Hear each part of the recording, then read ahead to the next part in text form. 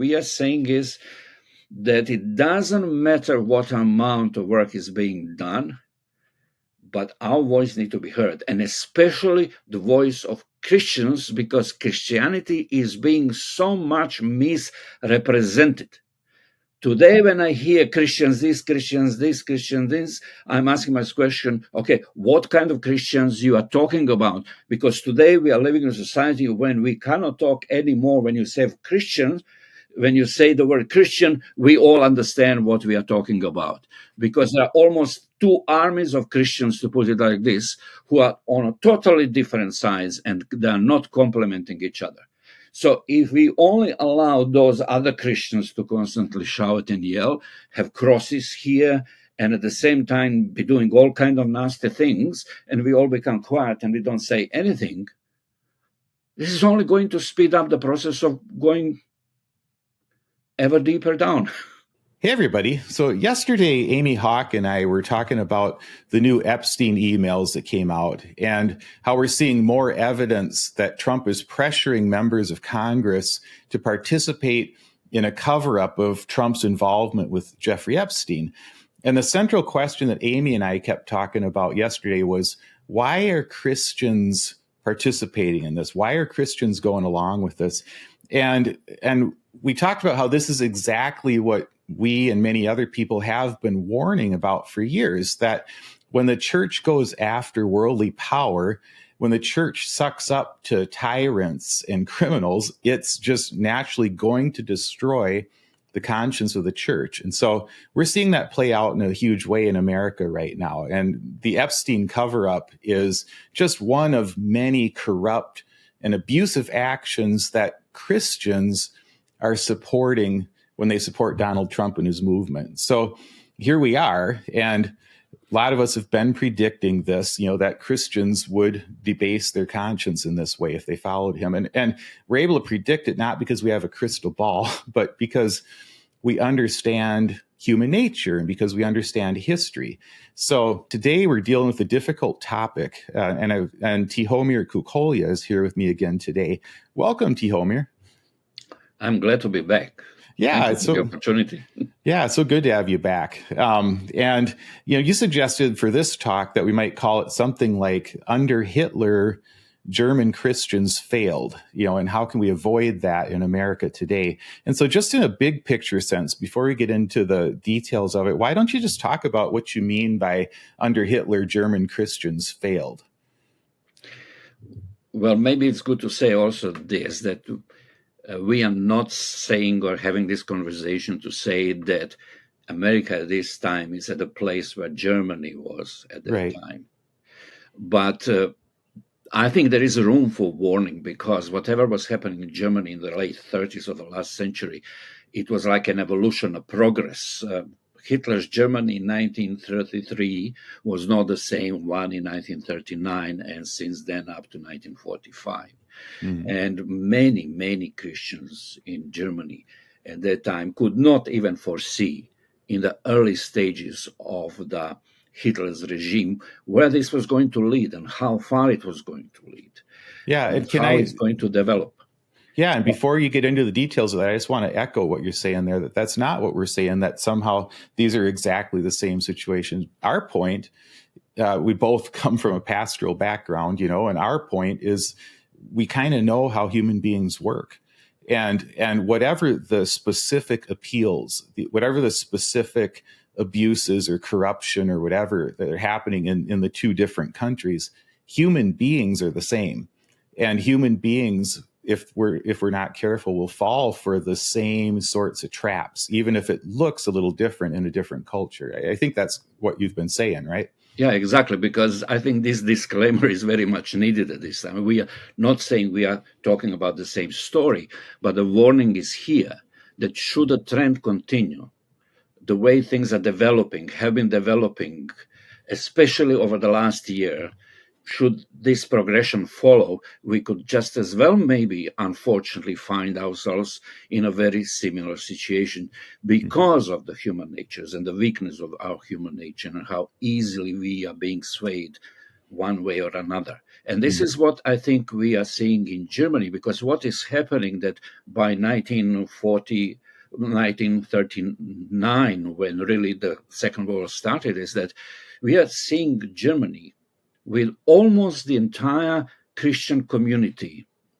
collapsing, surrendering itself to Hitler and his regime, his Nazi regime.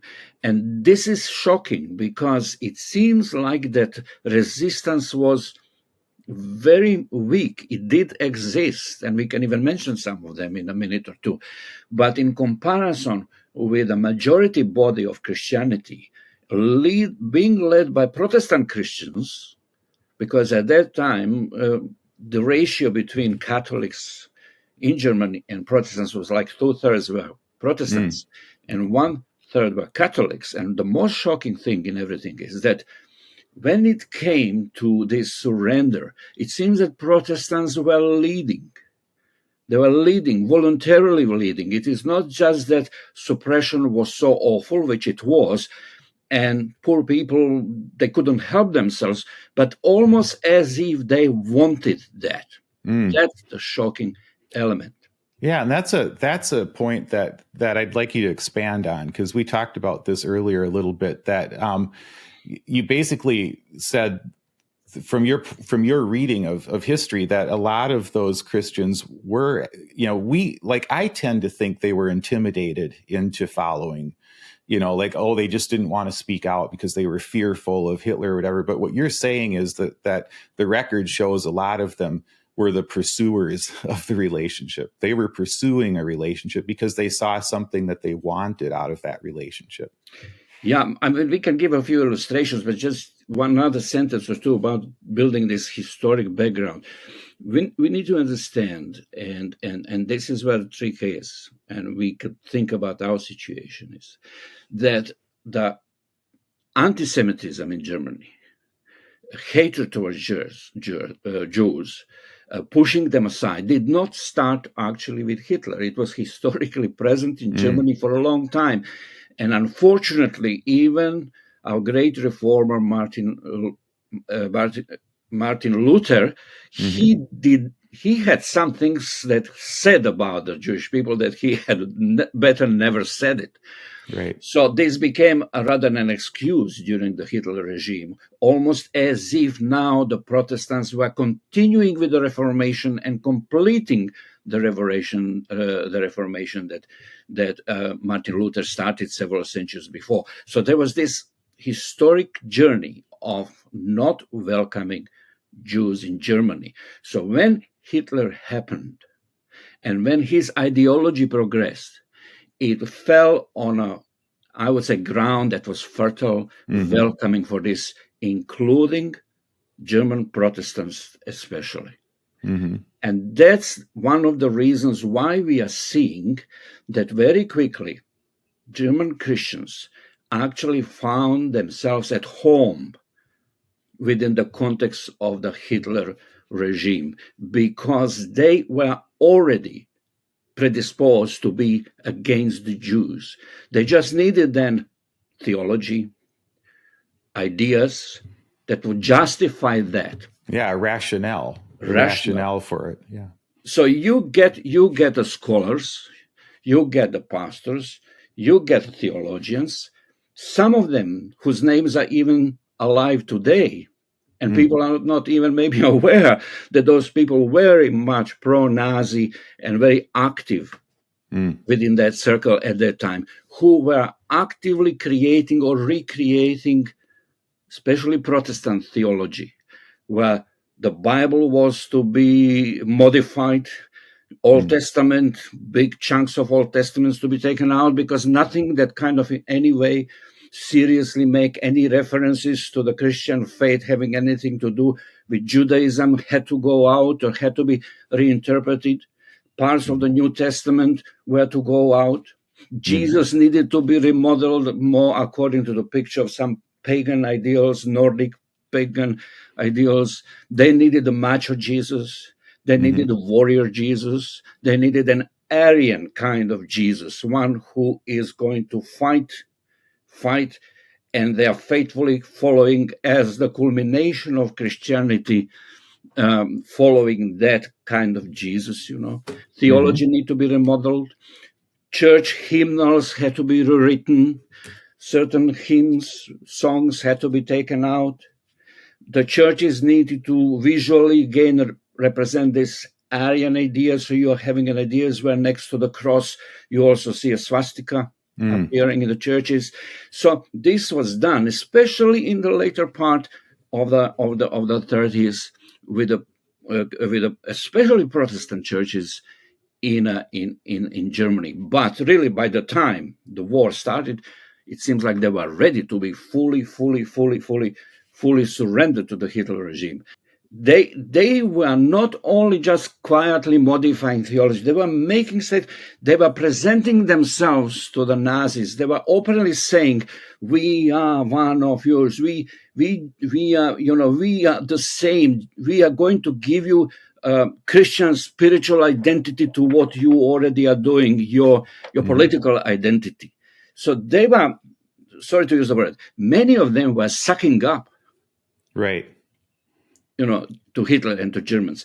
I'm reading even in some of the books and places that initially even the Nazis and the Hitlers were a little bit reluctant. They didn't want them to come that close. But eventually they provided room for them. And for example, some of them were making statements like this about Hitler: a gift and a miracle of God. So this is not coming just from the Christian crowd somewhere there, at the populist level. This is coming from the actual top Christian leaders in Germany. Emanuel Hirsch, he said that Hitler was the sunrise of divine goodness, for example. And I just equate that right now, and again, not equating Hitler with Trump one-to-one. That's not the point. The point is the impulses that a lot of American Christians are falling into these same things. And so there's Steve Bannon lately has been talking about, when he was talking about Trump running again in 2028, he was talking about Trump as a divine instrument, being used by God. And you might not like all of these things about him personally, he said, but he's a divine instrument that God is using. And Bannon isn't the only one. I've heard in my first book, I quoted several evangelical pastors saying very similar things like that about Trump. And I just see so many parallels to what you're saying. First of all, you talked about how German culture and the German church in that time was fertile ground. They had enemies. There was anti-Semitism baked into the culture. What do you see in America that makes the MAGA movement fertile ground? I mean, there might be some similarities, but there's other things that are going on here. What do you see? I have things that I talk about a lot, but what do you see as making the MAGA movement fertile ground for American Christians? But you have already mentioned some of those in your further comments, and joining between the last and this question is. And although disclaimer again, we are not saying we are having an identical situation here. But number one, this spirit of submission, this spirit of coming forward towards Trumpism, many of them, seeking it. When Trump appeared, even the first time, so many pastors were immediately making outlandish statements about almost a divine appointment of Trump, equalizing him almost with Jesus, if not exactly, or giving him almost a messianic role, or almost next to Jesus, or someone who comes ahead of Jesus. We could mention the names, but I don't know whether it's wise to do it, who are still very vocal along those lines, constantly speaking in flowering language about Trump, constantly, practically putting him at a level of being venerated. Right. That is, for example, one of the things. The other things we have all seen. And we can say, okay, this is not serious, but it is when it does appear in large quantities.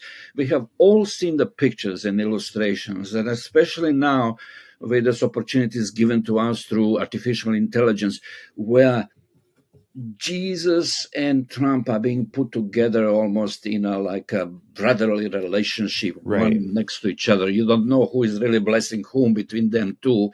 This Jesus looks almost like this Aryan Jesus, a militant Jesus, a Nordic Jesus, this macho type of Jesus, and comforting Trump, comforting each other, sort of putting those two together as if they belong together, as if Trump is serving the purposes of Jesus Christ for this age. So there are similarities. There are warning similarities, because should the trend continue, those things would even, I would say, have even worse kind of expressions than what we have seen so far.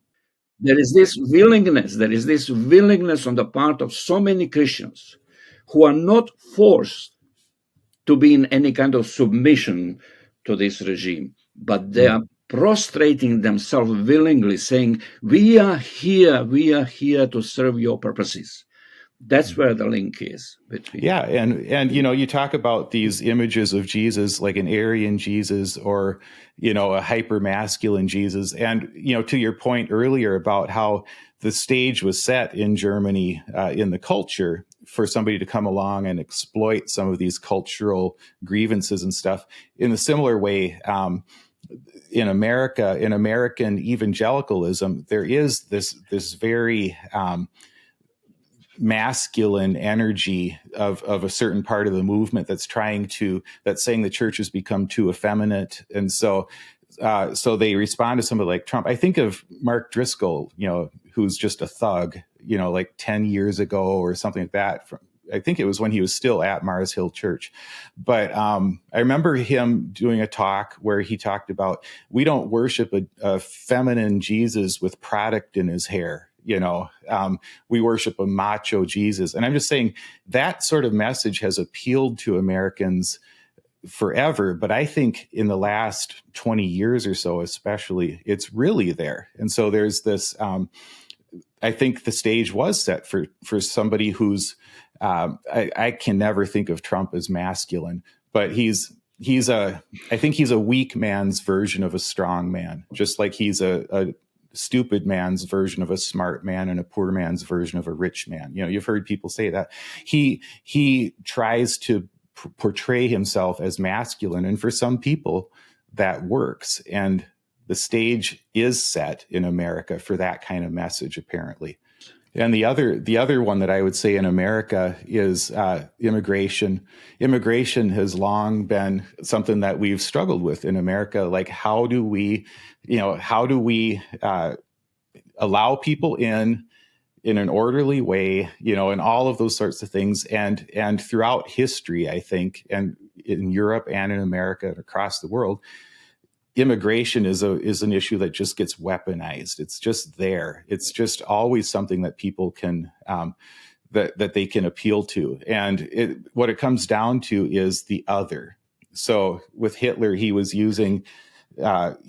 making Jews the scapegoat, the other. And in America, we're making immigrants the scapegoat. We're othering the immigrants, but that's something really deep in human nature that they're appealing to. So, yeah. This is exactly, and it's important to see the similarity, because someone will say, but we don't have problem with the Jews. The point is not who. The problem is that there is this other who is being turned into an enemy, and all the blame for everything then goes against that particular group. In Germany at that time, these were the Jewish people, because there was even historic grievances against them. I don't believe justified, but they were there present. It's similar here, because there are certain grievances when it comes to the white people towards certain groups. And the spectrum of grievances here in America includes more than just one category. You have mentioned immigrants, refugees. These are hated groups, But then we can go further beyond this, that in a sense, for many, it becomes anyone who looks different, with a different color. How many cases we have had over the last few months? that even American citizens have been taken by ICE because simply they looked like someone who in their mind should not belong here because he was brownish or brown. So it extends to people of different color that we don't like necessarily.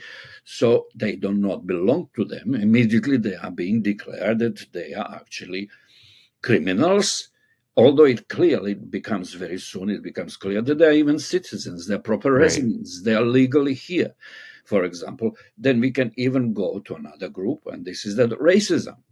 Racism that, in my view, for someone who has come into this country, who have almost celebrated the victory against racism that was done by this country, through the movement of Martin Luther King Jr., that we believed it disappeared forever. Lo and behold, it seems it's back. Right. So this is this it never went away. Other here that we need to be aware of, because it's only going to get worse. Should we allow the developments that are currently present go further and further on? Right. Yeah. And so you said an interesting thing about how a lot of Christians, many Christians in Germany, were actually pursuing a relationship with Hitler. But then you've also talked about the bystander majority, that there's a bystander majority in Germany. And just talk to me about that and how that worked and how that relates to today, too. And again, I found about this, especially in this book that I love, that it has the name The Aryan Jesus by scholar Susannah Heschel, and she gives a proper emphasis to this category, but I've also found it in a number of other places.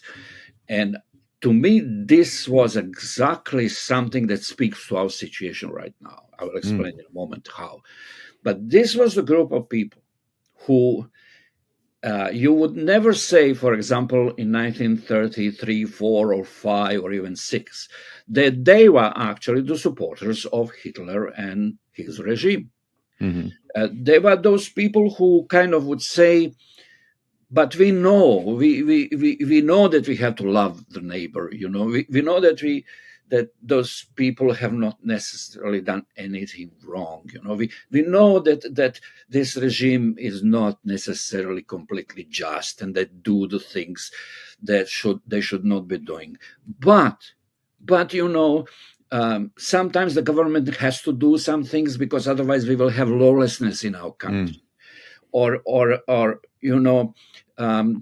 they should blame themselves, because they are the reason for our economical problems in the country.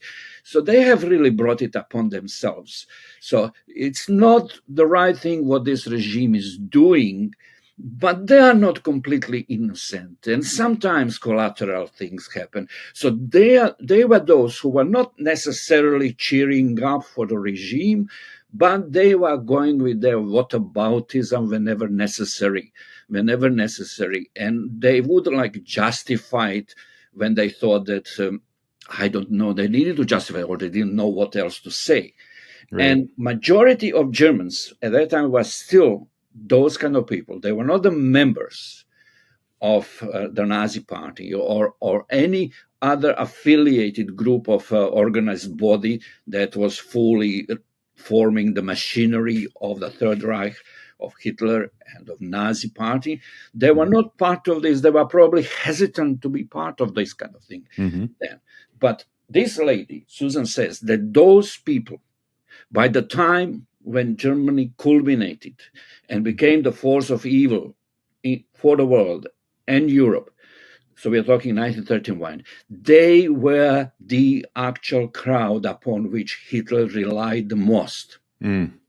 They were by then, I would say, fully converted. And this is something that really stuck with me.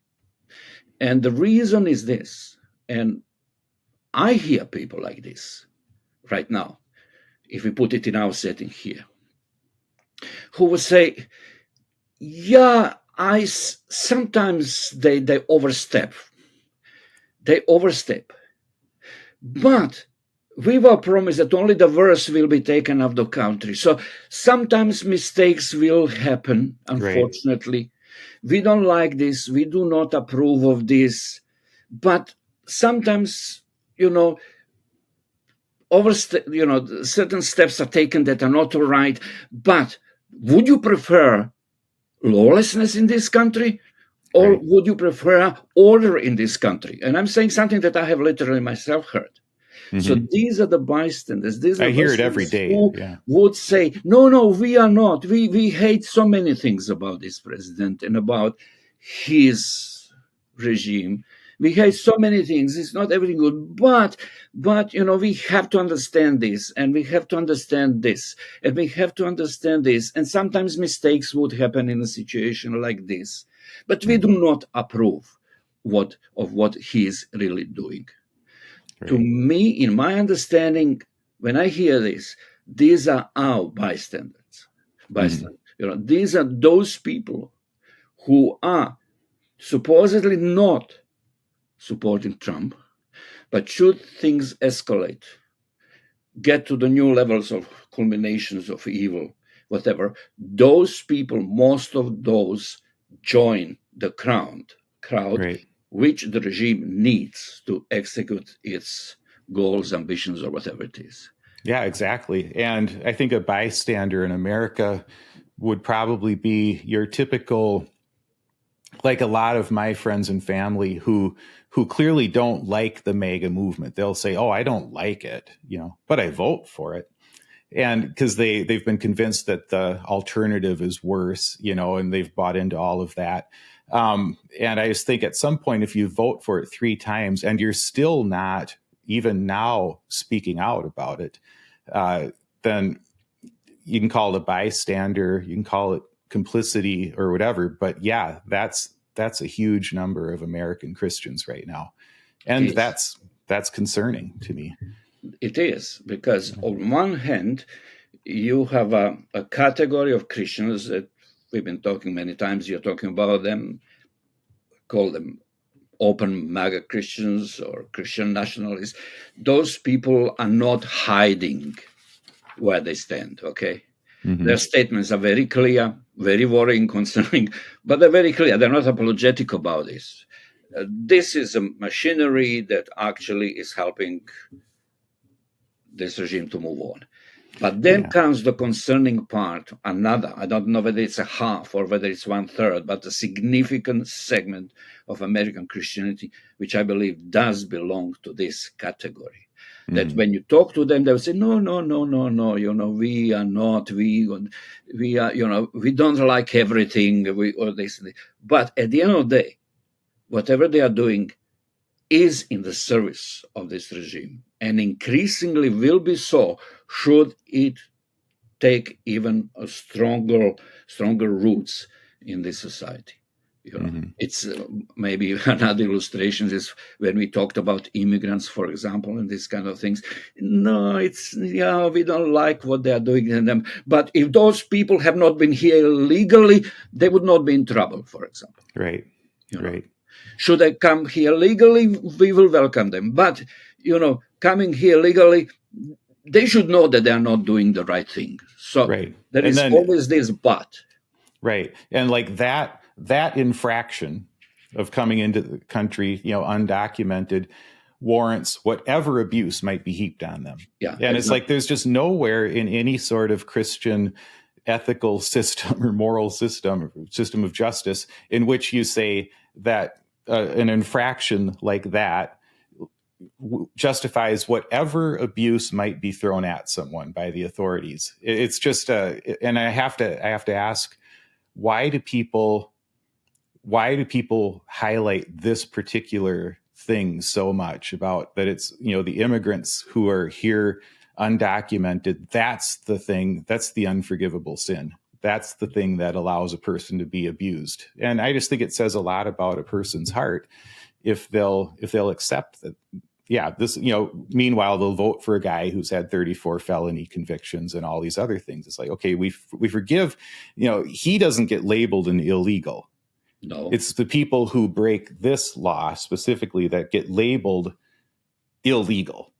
I don't want to miss this. I'm looking Mm-hmm. at my kind of reminding papers here. Yeah. And I like this statement. And this is apparently written not by a Christian, if I pronounce his name correctly, Yehuda Bauer. He must have been a Jewish scholar. And he says that, if God would have been putting 10 commandments now, he would have added 3 more commandments. Mm. And guess what one of those 3 new commandments should be? Thou shalt never, but never be a bystander. Mm. I just saw this and I thought I have to share this. Yeah, that's Because a great, bystanders seem to be very innocent. right, exactly. But then they become the major carriers of the system that is evil. That's where all the power comes from, is with the bystanders, because the bystanders themselves in an American context will laugh at a lot of the people who are at the Trump rallies in the costumes and carrying the signs and all that, and they'll laugh and say, "Oh, I'm not one of them," but you're voting for it.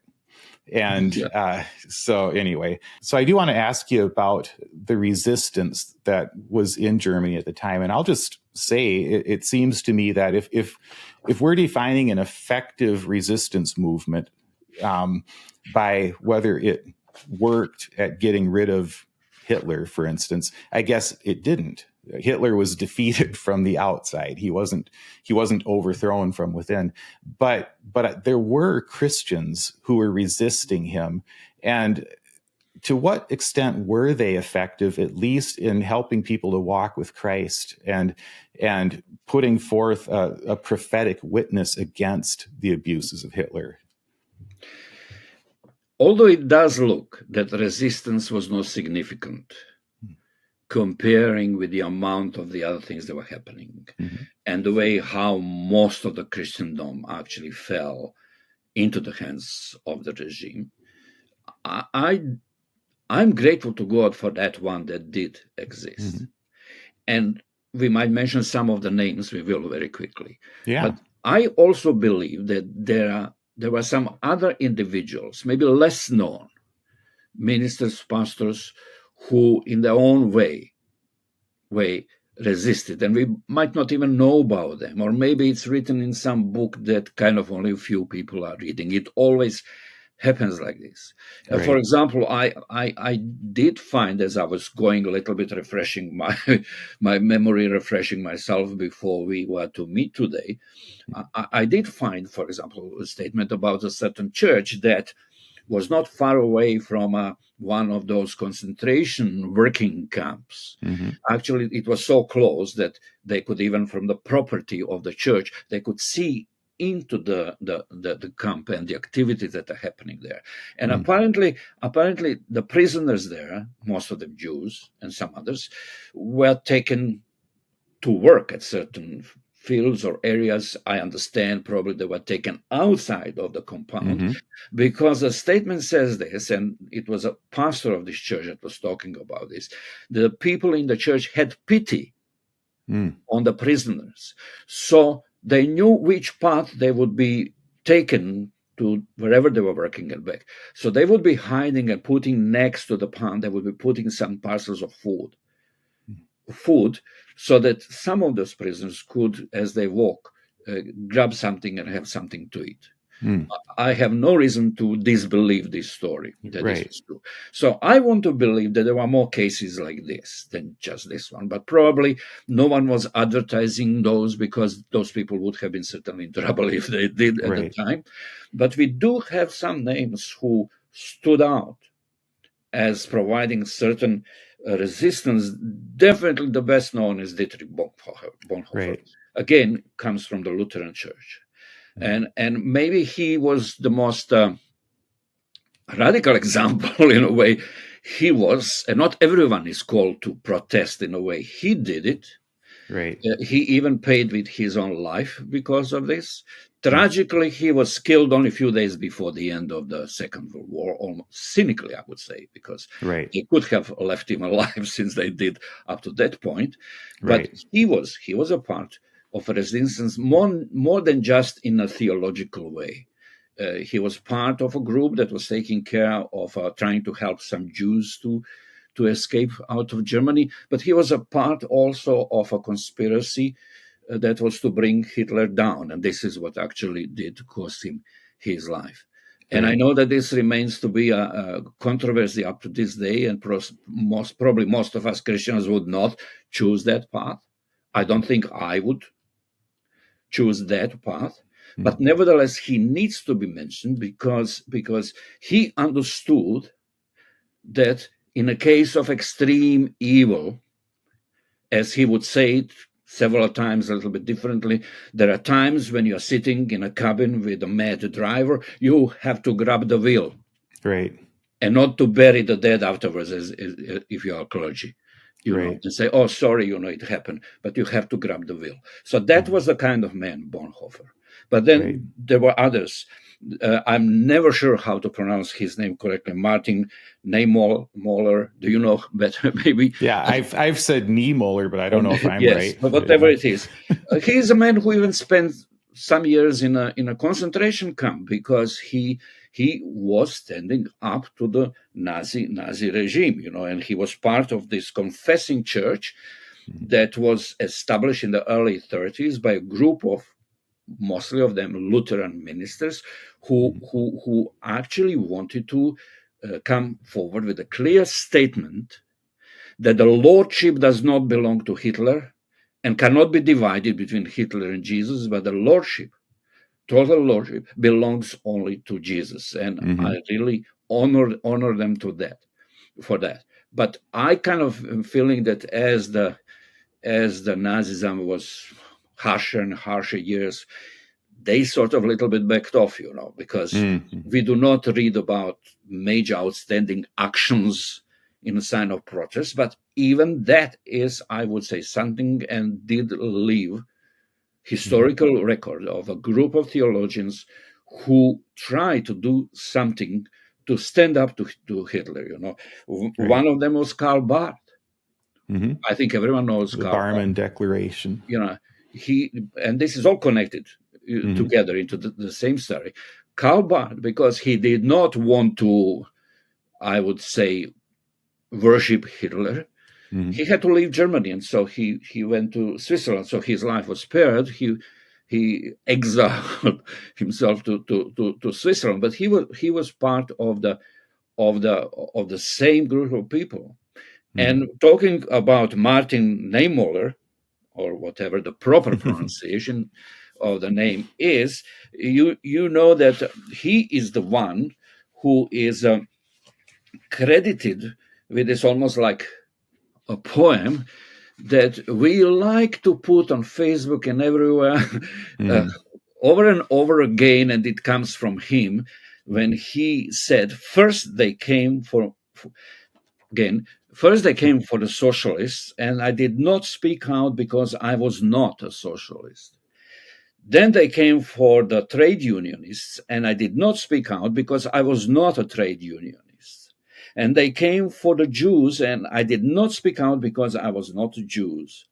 And then they came for me, and there was no one left to speak for me. These are powerful words, because you can replace here, the categories of people that he used with some others and have the same story. First, they came for immigrants and refugees, and I didn't speak because it really didn't bother me,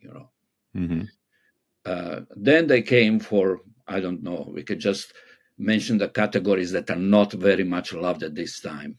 Right. And I didn't do anything because it didn't really bother me. I'm paraphrasing this. And then at the end of the day, they came for me, and there was no one left to speak up for me.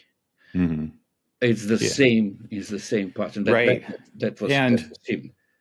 And you said something really interesting when you said that even the Confessing Church, it seems like they must have backed off at some point because there was just no speaking out at some point. So we're definitely not in that kind of situation right now. And this is one of the interesting things that a lot of the Trump supporters who interact with me online will say whenever I call him an authoritarian. I mean, he is an authoritarian. He's a certain type of authoritarian, and that means a lot of things. But whenever I talk about him as an authoritarian, what they'll immediately say is the fact that you get to speak means he's not an authoritarian. And I'm thinking it's not a light switch. It's not like one day we're not in an authoritarian structure and we have freedom of speech, and the next day, oops, now we can't speak out. It's a progression. And so what I'm calling people to do is to recognize the tendencies in this type of system, in the authoritarian, the corruption, the self-dealing, the stifling of speech in different ways, all the different things we talk about, the othering of people. Recognize all of those patterns that we talk about a lot on this channel, but then recognize the patterns of the human heart. And the question is, if somebody's asking, what can I do to avoid the mistakes of German Christians, I would start by saying, recognize that you are a human being. And there are certain appeals that people can make to you if you're not careful that could drag you into something that you don't want to be part of. And I think it just starts with a self-recognition of our own weakness, our own ability to be drawn into this sort of thing. And one solution that when people ask, what should we do? I talked about this last week. I heard a quote from David French, and I want to get your thoughts on what we can do too. But I heard a quote from David French last week that really touched me, where he said that he thinks about it in terms of his ancestors were alive during a lot of the racial divisions that were happening in the civil rights movement and all that sort of thing. He's from the South. And he said, I want to know what they did during that time. I want to know the choices they made. And so he says, so I think about that today during this time. What do I want to leave as a legacy for my children and my grandchildren? What do I want them to know that I did? Because that kind of helps us to think, what are our values? What are the things that wouldn't it be great if my grandkids knew that I acted in this manner during this time, during this crisis, And what do you see for how Christians can respond to this? I think this is an important question, and I would like to link it with something you said a moment ago, because I think it is important. And I hope I'm not going to forget the things that I want to link together, because also the statement, the section from David French is very, very important too. So we need to say something around this. But going back for a moment to one thing, and this is when you mentioned some people are telling you, but you know that you are not in the same situation because you are allowed to speak publicly. This is true. And this is one more reason why at the levels we can do it, we have to speak. Right. Because those who are in power today would not like us to speak. Right. They're not happy. Some of us are happy that we are still so small that probably we are not deserving their attention, praise the Lord. But the others are not there. The others are crossing the line. They have a bigger audiences, praise the Lord for that too. Mm-hmm. The thing is, what I'm liking, what I like to see, and I'm liking to seeing it right now, is that actually it seems to me there are more and more voices, and I'm particularly thinking right now about the Christian voices. Mm-hmm. Not only their voices, I'm not saying they only matter, but specifically Christian voices who are speaking with ever-increasing clarity.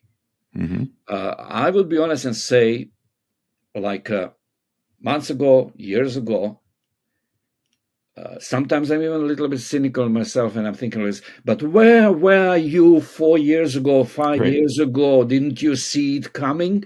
But okay, one has to be forgiving, and some they did. But we have more Christian voices now speaking prophetically into the situation than ever before since 2015 and 16. Yeah. And this is needed because I'm asking my question, what would have happened if those voices would not have been existing? Mm-hmm. Do they make, I think in total, they are making a difference. Yeah. They are making a difference. It does, whether they are Christian voices or not Christian voices. If they serve the same purpose, shouting, this is not all right, Right. they are making a difference. Right. And I would give an illustration that maybe has nothing to do with this, but just for the purpose of illustration. I'm not supporting any kind of violence, Mm-hmm. any kind of violence. But I have to say that, for example, some of the peaceful protests of the people against ICE have produced this, at least for a moment, Mm-hmm. that ICE had to back off, at least Right. for the time being, because they were overwhelmed by the supporting crowd who stood up for those immigrants and refugees, and other people picked up on the streets and basically were shouting, shame on you, this is not what you should be doing, and these kind of things. Right. If those voices would not have been existing, I believe we would have seen even more violence being done towards immigrants. So when we put it at a larger level, if the voices, whoever we are and they are, would not be existing, that are speaking prophetically into the situation, it would have been worse. So what would happen if those voices even multiply several times over in the months to come? Right. That's what I'm hoping and praying for. So it does make a difference. So connecting with the David French statement that you shared, this, I think that many people have trouble with this question, but what can I do? Next to nothing. It is not true. I think the millions of tiny voices make a difference. Right. In a big choir, which wonderfully sings, this one voice of this tenor or bass or I don't know what, maybe in a choir of 200 people, on his own would not make much difference. Mm-hmm. But in the tapestry of this big choir, singing together the same song, this voice matters. So I totally agree with David French, with what you are saying, and what we are saying is that it doesn't matter what amount of work is being done, but our voice needs to be heard, and especially the voice of Christians, because Christianity is being so much misrepresented. Today, when I hear Christians this, Christians this, Christians this, I'm asking myself question, okay, what kind of Christians you are talking about? Because today we are living in a society when we cannot talk anymore when you say Christians. When you say the word Christian, we all understand what we are talking about. Because there are almost two armies of Christians, to put it like this, who are on a totally different sides and they are not complementing each other. So if we only allow those other Christians to constantly shout and yell, have crosses here, and at the same time be doing all kinds of nasty things, and we all become quiet and we don't say anything, this is only going to speed up the process of going ever deeper down. Mm-hmm. That's right. I think that's a great way to end. That gives us all some direction to think about this, and even just the small, whatever small contribution we can make with our voice or with some action that we take. In the end, we still are in a country where the power is with the people, and there's just a lot of bystanders right now. And so I think the reason you do what you do and I do what I do is because we want people to stop being bystanders and to lend their voice to all this. So thank you, Tihomir Kukolja. I really appreciate you being here again today. And I learned a lot from this, and I'm looking forward to talking to you again soon. Thank you very much. It has been a pleasure. And as you know, whenever you invite me, I'm here. Right. I'm here. And thank you, everyone, for listening.